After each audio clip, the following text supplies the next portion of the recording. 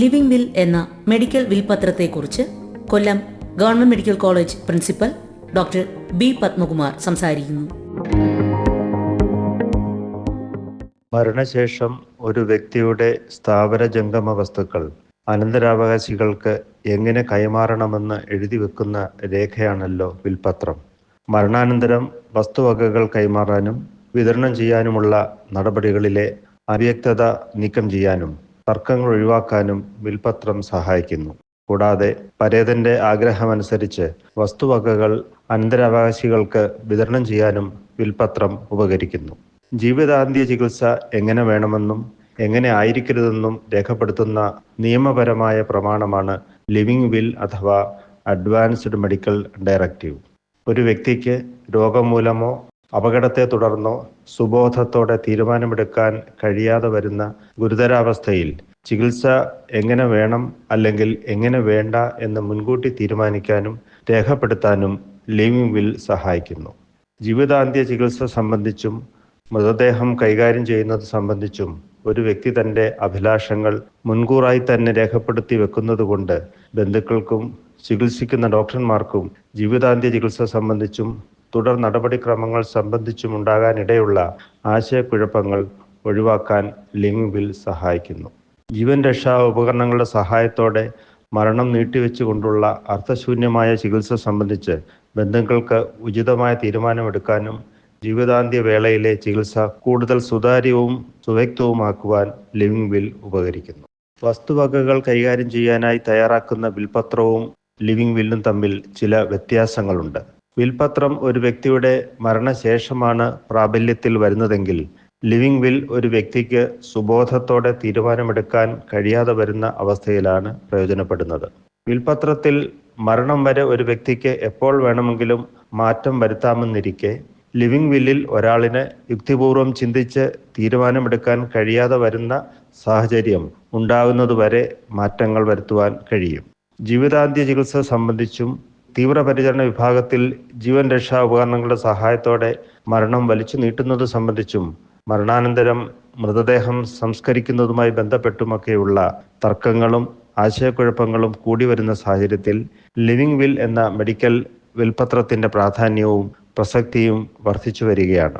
Palliative ചികിത്സാ രംഗത്തും സാന്ത്വന പരിചരണ മേഖലയിലും നാം ഏറെ മുന്നോട്ട് പോയിട്ടുണ്ടെങ്കിലും ജീവിതാന്ത്യ പരിചരണ രംഗത്ത് ലോകരാഷ്ട്രങ്ങളിടയിൽ നമ്മുടെ സ്ഥാനം 67ാമത് മാത്രമാണ്. കാലാനുസൃതമായ മാറ്റങ്ങൾ വരുത്തി ജീവിതാവസാന ചികിത്സ മാർഗരേഖകൾ കൂടുതൽ സുതാര്യവും സുദൃഢവുമാകേണ്ടതിൻ്റെ ആവശ്യകതയാണ് ഈ കണ്ടെത്തൽ സൂചിപ്പിക്കുന്നത്. 2018 സുപ്രീം കോടതി ലിവിംഗ് വിൽ സംബന്ധിച്ച മാർഗനിർദ്ദേശങ്ങൾ പുറപ്പെടുവിച്ചത്. ഒരു വ്യക്തിയെ അർത്ഥപൂർണമായ ജീവിതത്തിലേക്ക് മടക്കിക്കൊണ്ടുവരുവാൻ ആധുനിക വൈദ്യശാസ്ത്രത്തിനും ഒരു തരത്തിലുള്ള ചികിത്സയ്ക്കും കഴിയില്ലെന്ന് ഉറപ്പാകുന്ന അതീവ ഗുരുതരമായിട്ടുള്ള സാഹചര്യത്തിൽ പ്രസ്തുത വ്യക്തി മുൻകൂട്ടി തയ്യാറാക്കി വെച്ചിട്ടുള്ള നിയമാനുസൃത ലിവിംഗ് വിൽ രേഖ നടപ്പാക്കുന്നത് സംബന്ധിച്ച് മെഡിക്കൽ ബോർഡിന് തീരുമാനമെടുക്കുവാൻ സാധിക്കും എന്നതായിരുന്നു പ്രധാനപ്പെട്ട നിർദ്ദേശം.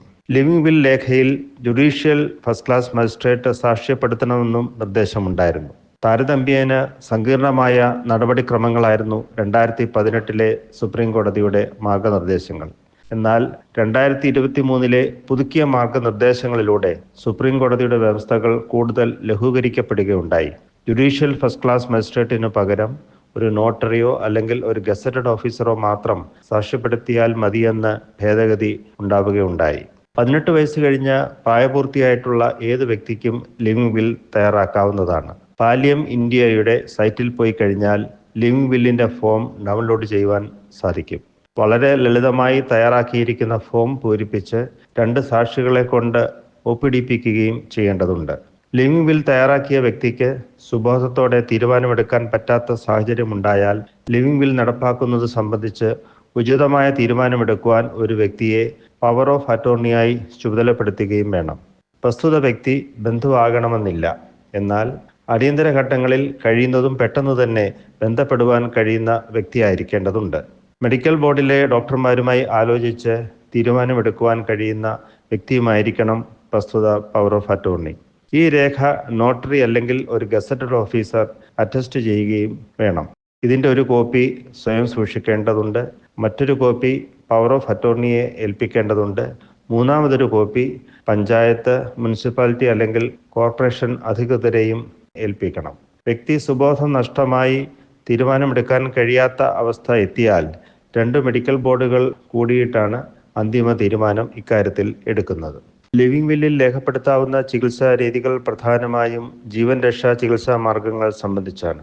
വെന്റിലേറ്റർ ഉപയോഗിച്ചുള്ള ചികിത്സ, കാർഡിയോ പൾമണറി റെസിസിറ്റേഷൻ എന്ന് പറയുന്ന കൃത്രിമ ശ്വാസോച്ഛ്വാസവും അതോടൊപ്പം തന്നെ കൃത്രിമമായിട്ട് ഹൃദയസ്പന്ദനവും നൽകിയുള്ള ചികിത്സ, ഡയാലിസിസ് ചികിത്സ, അതോടൊപ്പം തന്നെ IV ഫ്ലൂയിഡ്സും ആന്റിബയോട്ടിക് നൽകിയുള്ള ചികിത്സ, കീമോതെറാപ്പി, അതോടൊപ്പം തന്നെ റേഡിയോതെറാപ്പി തുടങ്ങിയിട്ടുള്ള പലതരത്തിലുള്ള ചികിത്സകൾ സംബന്ധിച്ചുള്ള ഈ വ്യക്തിയുടെ താല്പര്യങ്ങളെല്ലാം തന്നെ ലിവിംഗ് വില്ലിൽ രേഖപ്പെടുത്തുവാൻ സാധിക്കും. കൃത്രിമമായിട്ടുള്ള ശ്വാസോച്ഛ്വാസവും അതോടൊപ്പം തന്നെ കൃത്രിമമായിട്ടുള്ള ഹൃദയസ്പന്ദനവും നൽകിയുള്ള ചികിത്സ ആവശ്യമില്ലെങ്കിൽ ഡു നോട്ട് റീസസിറ്റേറ്റ് എന്ന DNR എന്ന നിർദ്ദേശവും ലിവിംഗ് വില്ലിൽ എഴുതി ചേർക്കാവുന്നതാണ്. അർത്ഥശൂന്യമായിട്ടുള്ള ജീവിതം വലിച്ചു നീട്ടാൻ താല്പര്യമില്ലെങ്കിലും ലിവിംഗ് വിൽ എഴുതി വെച്ച വ്യക്തിക്കും പെയിൻ ആൻഡ് പാലിയേറ്റീവ് ചികിത്സ തുടരാവുന്നതാണ്. കൂടാതെ അസഹനീയമായിട്ടുള്ള വേദന ഒഴിവാക്കാൻ മരുന്നുകളോ സർജറിയോ സ്വീകരിക്കുന്നതിലും തടസ്സമില്ല. അത്യാസന്ന നിലയിലായാൽ ഏതു രീതിയിലുള്ള ചികിത്സ സ്വീകരിക്കാനാണ് താല്പര്യം, വീട്ടിൽ തന്നെ ചികിത്സ തുടരാനാണോ ആഗ്രഹം തുടങ്ങിയ കാര്യങ്ങളും ലിവിംഗ് വില്ലിൽ രേഖപ്പെടുത്താവുന്നതാണ്. കൂടാതെ മൃതശരീരം ഏത് രീതിയിലാണ് സംസ്കരിക്കേണ്ടത് എന്ന താല്പര്യവും സൂചിപ്പിക്കാം. ശരീരം അനാട്ടമി ഡിപ്പാർട്ട്മെന്റിലെ കുട്ടികൾക്ക് പഠിക്കാനായി നൽകുന്നത് സംബന്ധിച്ചും അവയവദാന താല്പര്യവും ലിവിംഗ് വില്ലിൽ രേഖപ്പെടുത്താവുന്നതാണ്.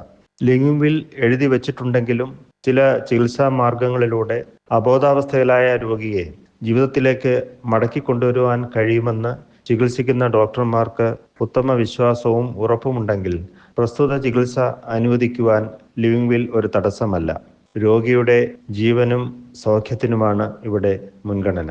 അതുപോലെ തന്നെ നേരത്തെ തയ്യാറാക്കി വെച്ച ലിവിംഗ് വില്ലിൽ എപ്പോൾ വേണമെങ്കിലും മാറ്റങ്ങൾ വരുത്തുവാനും പിൻവലിക്കുവാനും ഈ വ്യക്തിക്ക് അധികാരവുമുണ്ട്. ലിവിംഗ് വിൽ തയ്യാറാക്കുമ്പോൾ അത് തീർച്ചയായും വീട്ടുകാരെയും അടുത്ത ബന്ധുക്കളെയും അറിയിക്കുക എന്ന് പറയുന്നതും പ്രധാനമാണ്. ആശയക്കുഴപ്പങ്ങൾ ഉണ്ടാകാതെ അന്ത്യാഭിലാഷങ്ങൾ നടപ്പിലാക്കുവാൻ കുടുംബാംഗങ്ങളുടെ പിന്തുണ തീർച്ചയായിട്ടും സഹായകമാകും. ലിവിംഗ് വിൽ എന്ന മെഡിക്കൽ വിൽപത്രത്തെക്കുറിച്ച് ഇതുവരെ സംസാരിച്ചത് Kollam government medical college principal doctor B. Padmakumar.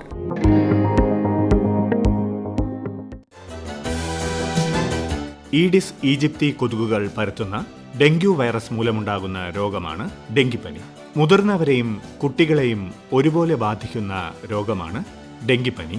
ഡെങ്കിപ്പനിയുടെ ലക്ഷണങ്ങൾ സാധാരണ വൈറൽ പനിയിൽ നിന്ന് വ്യത്യസ്തമല്ലാത്തതിനാൽ പലപ്പോഴും ഡെങ്കിപ്പനി തിരിച്ചറിയാൻ വൈകുന്നു. പെട്ടെന്നുള്ള കനത്ത പനിയാണ് തുടക്കം. ആരംഭത്തിൽ തലവേദന, പേശിവേദന, വിശപ്പില്ലായ്മ, മനം പുരട്ടൽ, ഛർദി, ക്ഷീണം, തൊണ്ടവേദന, ചെറിയ ചുമ തുടങ്ങിയ ലക്ഷണങ്ങൾ പ്രത്യക്ഷപ്പെടുന്നു. ഈ രോഗലക്ഷണങ്ങളെല്ലാം തന്നെ സാധാരണ പനിയോട് സാമ്യമുള്ളവയാണ്. അതിശക്തമായ നടുവേദന, കണ്ണിനു പിറകിൽ വേദന എന്നിവ ഡെങ്കിപ്പനിയുടെ പ്രത്യേകതയാണ്. 4-5 ദിവസത്തിനുള്ളിൽ ദേഹത്ത് അങ്ങിങ്ങായി ചുവന്ന തിണർത്ത പാടുകൾ കാണാൻ സാധ്യതയുണ്ട്. രോഗം ഗുരുതരമാകാതെ ശ്രദ്ധിക്കണം. രക്തത്തിലെ പ്ലേറ്റ്ലെറ്റുകളുടെ അളവ് പെട്ടെന്ന് കുറഞ്ഞ് മരണത്തിലേക്ക് നീങ്ങും എന്നതാണ് ഡെങ്കിപ്പനിയുടെ ഏറ്റവും വലിയ പ്രത്യേകത. അതിനാൽ ആരംഭത്തിൽ തന്നെ ഡെങ്കിപ്പനിയാണെന്ന് കണ്ടുപിടിച്ച് അടിയന്തര വൈദ്യസഹായം ലഭ്യമാക്കേണ്ടതാണ്.